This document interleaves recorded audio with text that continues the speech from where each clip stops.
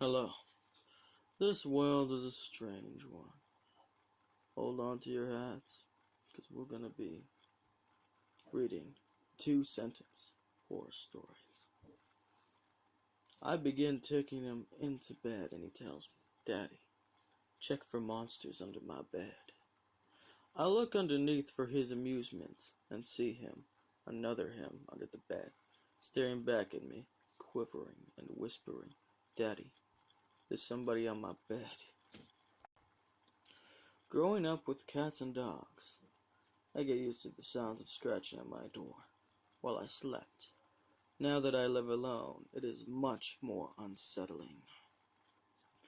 Yesterday, my parents told me I was too old for an imaginary friend, and that I had to let her go. They found her body this morning. I wake up to her knocking on glass. At first, I thought it was the window, until I heard it come from the mirror again. When I finally grabbed her in the darkness, I swam back to the surface. It never occurred to me how fast the ice could freeze over.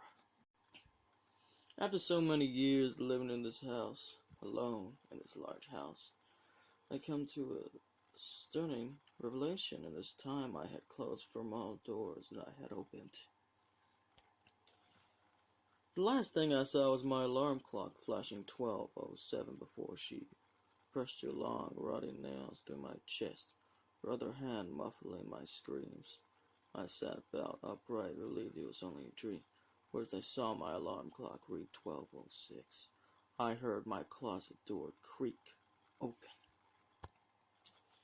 Years ago, a long chair appeared in the center of the basement, and no matter how many times I put it back in the corner, it always found a way back to the center. It took a long time to realize it was positioned underneath the kitchen, almost like someone had taken a seat at the dinner table with the rest of us.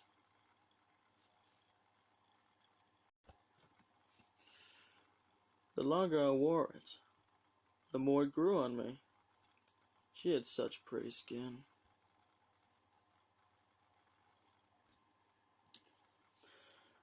She wondered why she was casting two shadows. After all, it was only a single light bulb.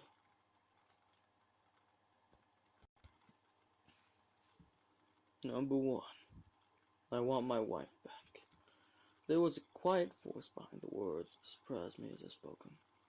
I had anguished over how I would plead my case, what meddling, throbbing story I would spin when the time came.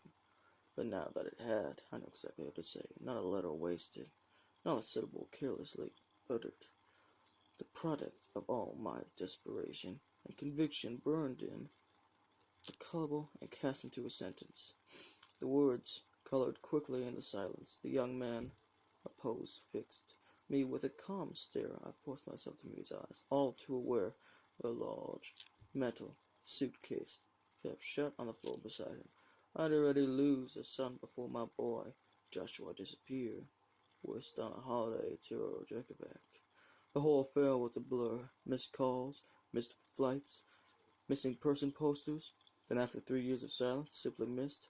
5 years on, I gave up on all hope. But my wife never stopped searching. She said she knew he was alive, that he felt something only a mother could feel. All her money went to private investigate. She spent every hour of every day in her study calling up the faintest leads, and she would cry almost every night, or worse, slip into a state of numb quiet, entombed in a place I could never reach. A decade after his disappearance, Josh was found. Our son stumbled from a fishing boat in Denmark. Wondering our names, the day we found out was our first joyful day in 10 years. We met him at the airport, now almost a man. Looking so different, yet so familiar, he cried in my arms. When we took him home, 2 weeks passed, and Harmony returned to our house. Josh was quieter. We done to talk about his disappearance and distance from his friends, but he was happy to be home, and to my wife. That was all that muttered. Except this young man isn't Josh. Yesterday, one of the private investigators contacted me saying that He suspected this new Josh was an imposter, exploring a desperation to attend the family he never had. It wasn't an unheard of situation. I spun swabs from his toothbrush to a private firm. The results arrived this morning, but Josh saw me as I picked up the letter. In that panicked moment, I knew he wasn't my son, and he knew that I knew. Now he's about to do the unthinkable. We stared at each other well longer. My words hang in the air. The silence is broken as my wife calls from downstairs. "Boys, dinner's ready." In quiet understanding, Josh drops his hasty picked suitcase and walks past me. I know that what I've done can't be forgiven, but I've served a preliminary sentence. I decide, with a dead son and a wife, lost to this despair, God forgive me. I can't return to that silence.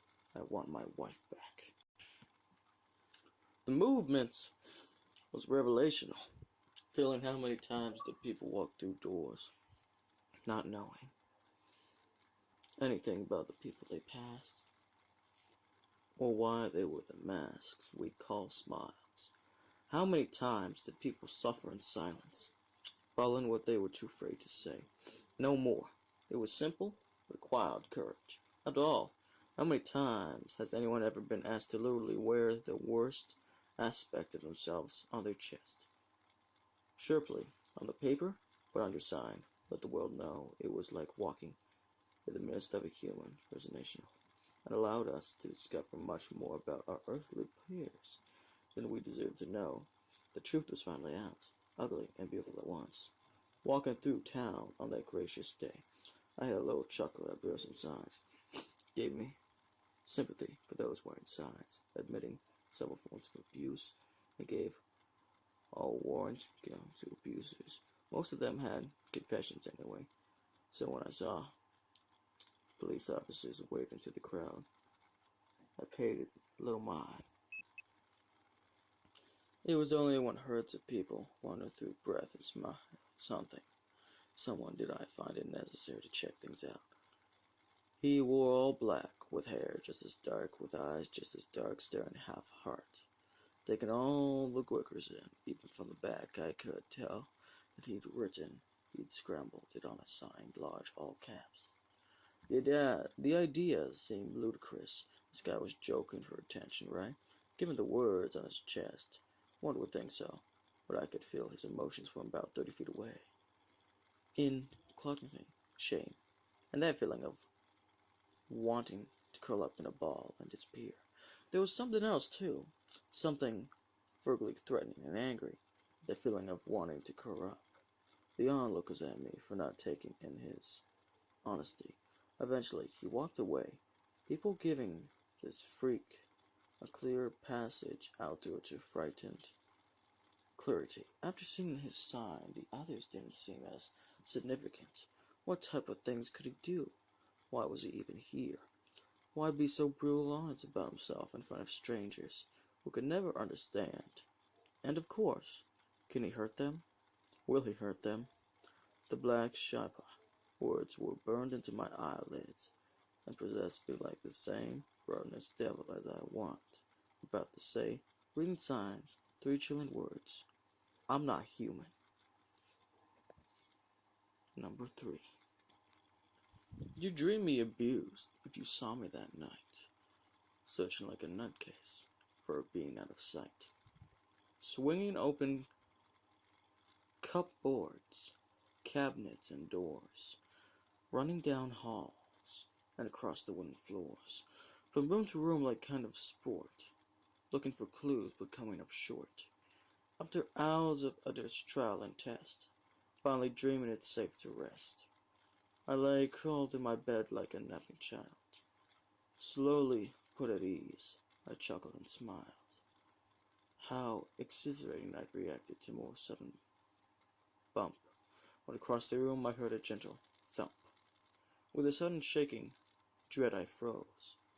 Not daring to open my eyes, I kept them closed. The sound of a creaking door sounded. My body shook, and my heart pounded. It was in that I realized that in my panic, sprinting around in a state of a frozen mimic, I checked the kitchen, bathroom, there, and more. But I foolishly failed to check the closet door.